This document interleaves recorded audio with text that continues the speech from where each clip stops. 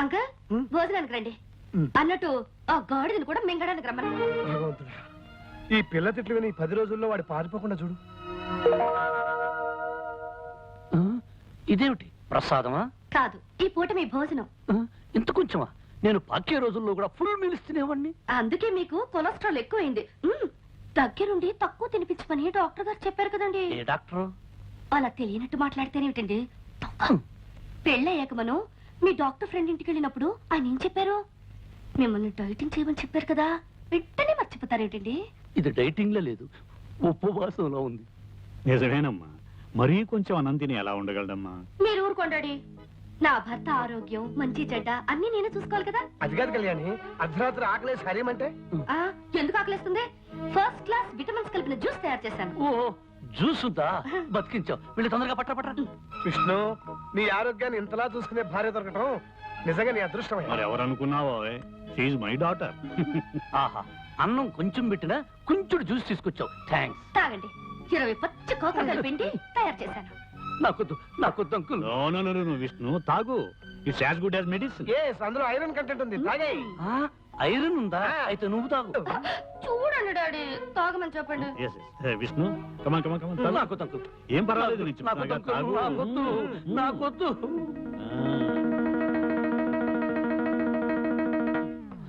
నీ ఫేస్ చూస్తుంటే ఇంకో గ్లాస్ లాగించేటట్టున్నావు. ఏమైంది? పచ్చిమిరపకాయ నవిలే మంట. నీకు మంట, నాకు చేదు. పర్వాలేదులే, పడుకోబోయేటప్పుడు బాగా పంచదార వేసుకుని గ్లాసులు పాలు తాగు, సరిపోతుంది. అలాగే అంకుల్. కళ్యాణి, పాలు తీసుకుని రూమ్ కురా.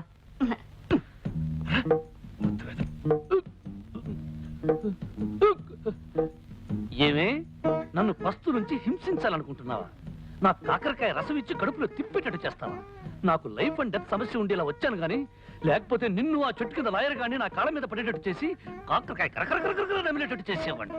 ఇదిగో, నన్ను ఏవే పోవే రావే ఓసే అని పిలవద్దు చెప్పానా లేదా? నువ్వు కుంకుడుగాయ రసాలు మిరియాల కషాయాలు ఇస్తుంటే నిన్ను మర్యాదగా పిలవ. కళ్యాణి, ఇదిగో అత్తగారు నా కోసం పాలు తెచ్చినట్టుంది, పోయి తే.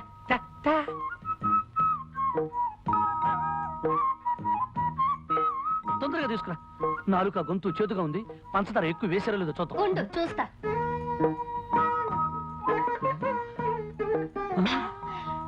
పంచదార సరిగ్గా సరిపోయింది. ఆహా, గేదె కుడితే తగినట్టు ఏం తగేవే?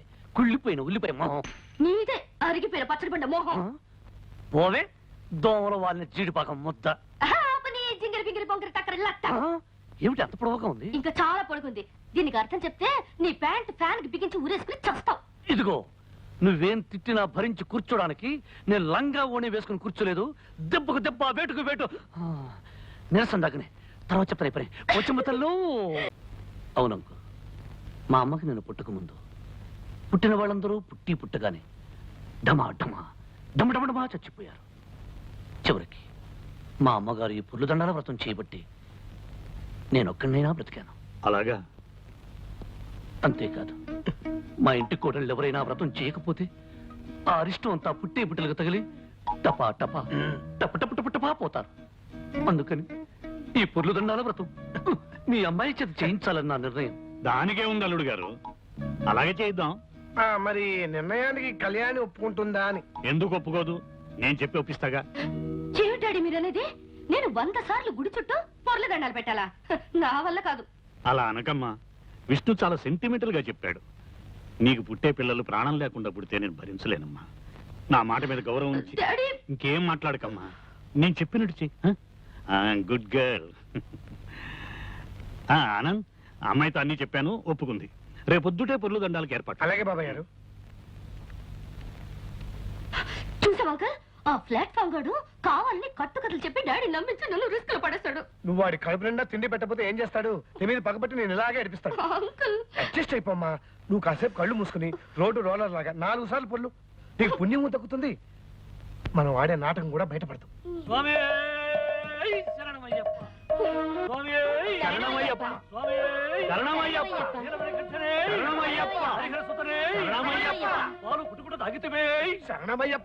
అల్లుడు గారు, పాలు తాగటం అంకుల్, ఆనాడు అయ్యప్ప స్వామి పులిపాలు తాగాడు కదా, అది. పస్తులు పెట్టితివే, ఇరుకున్న పెట్టితివే. శరణమయ్యప్ప. ఆనందరావు, ఇవన్నీ స్వామివారి స్తోత్రాలే. అవును బాబాయ్ గారు, మీరు అమెరికాలో ఉన్నారు కదా, ఈ స్తోత్రాల గురించి మీకు తెలియవు. స్వామి శరణమయ్యప్ప!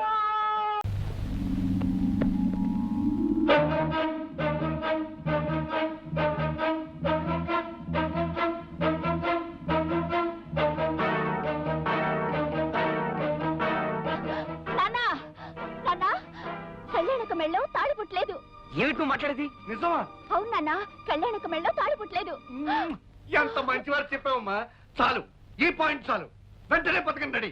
ఈ విషయం అన్నయ్యకి చెప్పి ఆ విష్ణు గారు ఆట కట్టి. అన్నయ్య అన్నయ్య అన్నయ్య ఒరే సోములు, అన్నయ్య ఎక్కడరా? అయ్యగారు ఇంట్లో లేరు బాబు. అన్నయ్య అన్నయ్య ఒరే చిట్టి, అన్నయ్య ఎక్కడరా? మరి కొండకెళ్ళడానికి గుండు కొట్టించుకొని డబ్బులు ఇస్తారా?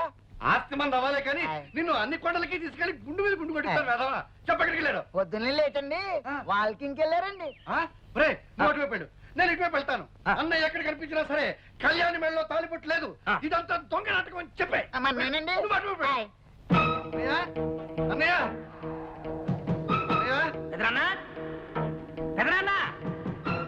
అన్నయ్య దొరా! ఎత్తరా, ఎవరున్నారు? అన్నయ్య అన్నయ్య అన్నయ్య అన్నయ్య దొరా! ఎత్తరా! ఏడున్నావు దొరా? అన్నయ్య నిజం బయటపడిపోయింది. కళ్యాణికి పెళ్లి కాలేదు. ఆ వచ్చిన వాడు ఎవడో సెటిల్మెంట్ దొంగ వెళ్ళిపోయి ఉంటాడు. వాళ్ళు ఆడుతున్నది నాటకం అన్నయ్య. ఏమిట్రా నీ పిచ్చివాగుడు? ఇది పిచ్చివాగుడు కాదన్నయ్య. కళ్యాణి మెడలో తాలిపట్టు లేదు. కావాలంటే నువ్వే స్వయంగా వెళ్ళి చూడు. దొరా! ఎత్తరా!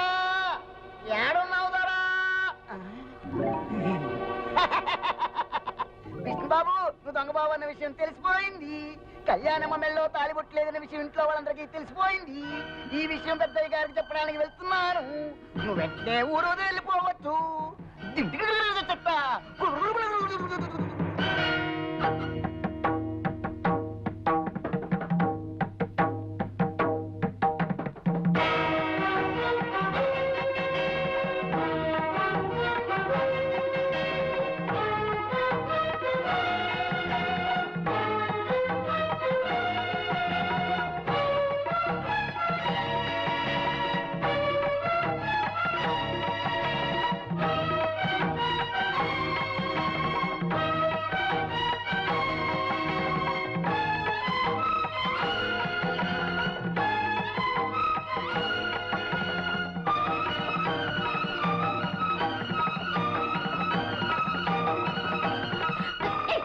విష్ణు ఎక్కడికి? చేయొద్దు చేయొద్దు. ఎంత ధైర్యం నీకు? ఎక్కడికి తీసుకెళ్తాను?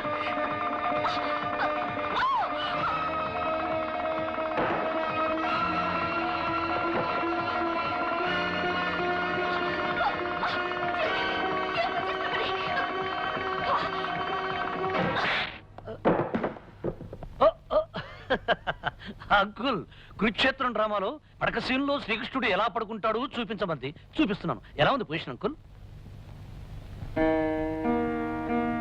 ఏమా కళ్యాణి, తాలిబుట్టలా నూనె తాడు వేసుకున్నావేమిటి?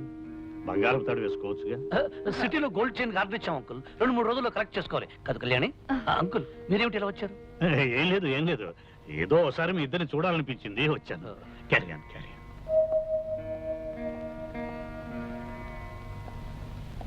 నిజమేమిటో ఇప్పుడు అర్థమైందా అన్నయ్య? అర్థమైందిరా. లేనిపోని కల్పించి కాపరాలు కూరదోసే బుద్ధి మీకు ఇంకా పోలేదని అర్థమైంది. నువ్వు సరిగ్గా చూసా.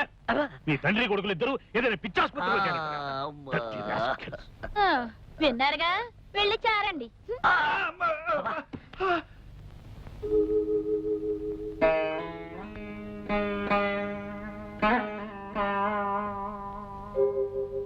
మనం ఆడే నాటకం బయటపడకుండా ఉండటానికి, ఆ పెద్ద ఆయన్ని కాపాడుకోవడానికి నాకింతకంటే వేరే ఆలోచన రాలేదు.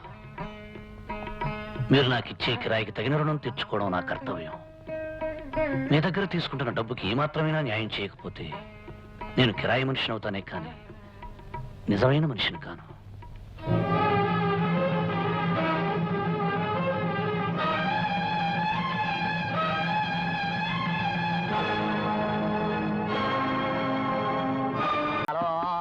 పేటలు, ఆ జిల్లేడో చెట్టు కింద పిల్లి మొక్కలు, ఆ సింగిడి పింగిడి తుంగిడి.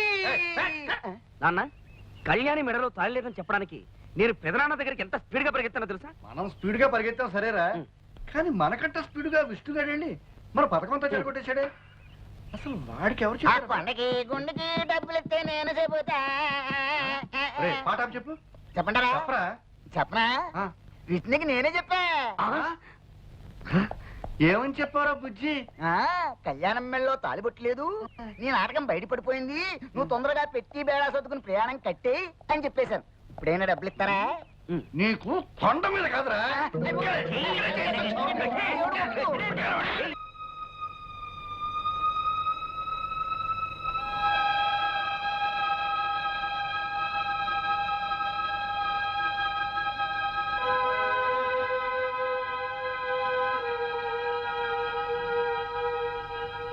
కళ్యాణి, ఏంటమ్మా ఇక్కడ కూర్చున్నా? ఇవిగో పాలు.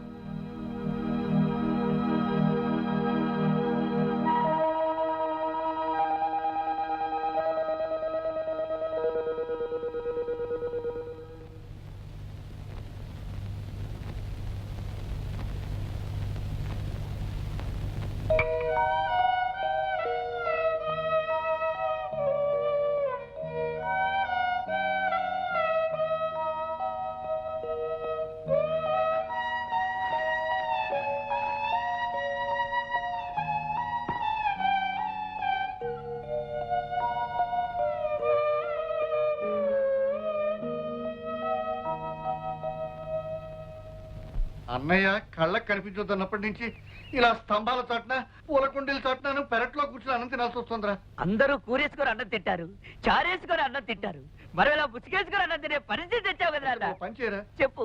ముసుగు తీసేసి గడ్డి తిను. అబ్బా ఏమండి, అమ్మాయిని చూసేలేని మగపిల్లి వారు ఈ రోజు వస్తున్నారట. ఆ? వాళ్ళొచ్చి పెద్ద ఆయన్ని కలిసి మీరు చెప్పిన గొప్పలన్నీ అబద్ధాలని చెప్తే ఏమవుతుందో తెలుసా? ఏమవుతుంది? ఏమవుతుందా? ముసుగేసుకొని అన్నం తింటాను కూడా నోరుండదు, నోట్లో చెయ్యి ఉండదు, తలకాయ ఉండదు. నోరు మియ్యరా, పరిస్థితి అంతవరకు రాకుండా మంచి పథకం వేస్తాను.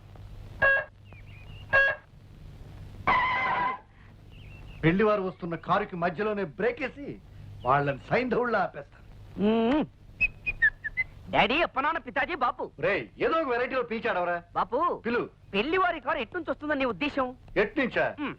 ఆ చెట్ల మధ్య నుంచి వస్తుందిరా. ఓహో, పెళ్లి వారి కారు చెట్ల మధ్య నుంచి. పొట్ట సన్నాసి, కంకిపాడు నుంచి వచ్చా కానీ ఇటు నుంచి వస్తుంది, పట్టణం నుంచి వచ్చా కానీ ఇటు నుంచి వస్తుంది. పెళ్లి వారు పట్టణం నుంచి వస్తారు కనుక ఇటు పక్క నుంచి. అరే, నువ్వు మాట్లాడినట్టు పెళ్లి వారు వెళ్ళిపోతుంది. పాపని చెప్పు, పరిగెత్తు, గట్టిగా అరవరా. నాన్సెన్స్. ఏమిటిదంతా? ఈ ఎస్టేటు ఆస్తిపాస్తులు అన్ని తనవేనని వాడు మీతో చెప్పడం, అది మీరు నమ్మి వాడి కూతురుతో పెళ్లికి ముహూర్తం నిశ్చయించుకోవడానికి రావటం చాలా విచిత్రంగా ఉంది. ఎరా, వీళ్ళకి అబద్ధాలు చెప్పి నా కళ్ళు గప్పి ఈ పెళ్లి చేద్దాం అనుకుంటున్నావా? అది కదన్నయ్య, నేను అలా చెప్పడంలో నా ఉద్దేశం. Don't talk. నా పరువు ప్రతిష్టలకి మచ్చ తెచ్చే ఏ విధవా ఇక్కడ ఉండటానికి నేను ఒప్పుకోను. వెంటనే నీ పెళ్ళాం బిడ్డలు తీసుకుని ఈ ఎస్టేట్ విడిచి వెళ్ళిపో. బావుగారు, మీరే అలా అంటే మేమేమైపోతాం? ఇది మీ కన్న కూతురు లాంటిదే. ఈ పెళ్లి ఆగిపోతే దీని బ్రతుకు అన్యాయం అయిపోతుంది. ఆ బుద్ధి నీ భర్తకు ఉండాలి. వెధవ పనులు చేస్తే ఏదో ఒక రోజున మీ బతుకులన్నీ బజార్లు పడతాయని అతనికి నువ్వు ఎప్పుడూ గడ్డి పెట్టి ఉండాల్సింది. అంకుల్, మీరేమీ అనుకోకపోతే ఒక్క మాట, వాళ్ళని ఇంట్లో నుంచి హఠాత్తుగా వెళ్ళిపోమంటే ఎక్కడికి వెళ్తారు? ఏట్లోకి. ఆవేశపడకండి అంకుల్, కాస్త ఆలోచించండి. మీరు తీసుకున్న నిర్ణయం మీద అమాయకురాలైన ఒక ఆడపిల్ల జీవితం ఆధారపడి ఉంది. వీళ్ళు అబద్ధం చెప్పడం తప్పే కావచ్చు, అందుకు శిక్ష అమ్మాయి పడకూడదు. అయినా కళ్యాణికి నాకు ఇంత ఆస్తి ఎందుకు చెప్పండి? ఈ ఆస్తిలో వాళ్ళకు కొంత వాటా ఇచ్చి ఈ పెళ్లి జరిపించడానికి ఒప్పుకోండి అంకుల్. అంకుల్, విష్ణు చెప్పేది కూడా నిజమే. ఎంత కాదనుకున్నా వాళ్ళు మీకు పరాయి వాళ్ళు కాదుగా. అంకుల్, ప్రతి ఒక్కరికి సహాయం చేసే పెద్ద మనసున్న మీరు నా మాట కాదనకండి. అందరి చేత దేవుళ్ళలా చూడబడే మీరు వాళ్ళని క్షమించి ఉపకారం చేయండి. విష్ణు, పట్టుదలొస్తే నేను ఎవరి మాట వినే మనిషిని కాను. కానీ నీ మంచితనంతో నువ్వు నన్ను ఆకట్టుకున్నావు. నీ మాట కాదన్నా. అలాగే లక్ష్మి పెళ్లి జరిపిద్దాం. ప్రామిస్?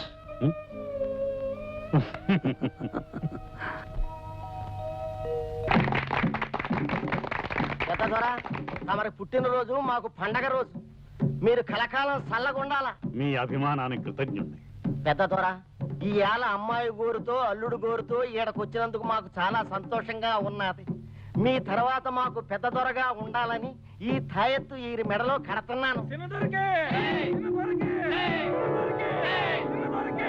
మీ ఇద్దరు సిలకా గోరింకల్లా ఉండాలి.